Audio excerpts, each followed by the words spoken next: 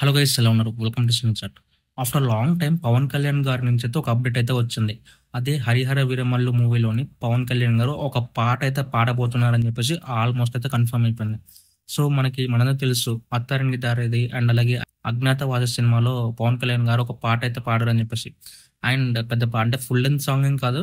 అలా 1 are 2 minutes length ఉండి ఒక ఎంటర్‌టైనింగ్ సాంగ్ అయితే పాడారు. బట్ కమింగ్ టు దిస్, ఇది ఒక పేట్రియాటిక్ సాంగ్ ఉంటదా? లేకపోతే అది కూడా ఎంటర్‌టైన్‌మెంట్ సాంగ్ లానే ఉంటదని చెప్పేసి ఇంకా తెలియాల్సుంది. ఇంకా రివీల్స్ ఏం రాలేదు. అఫీషియల్ స్టేట్‌మెంట్ అయితే ఏం రాలేదు. బట్ ఆల్మోస్ట్ కన్ఫర్మ్ అయిపోయిందని చెప్పేసి అయితే అనుకుంటున్నారు.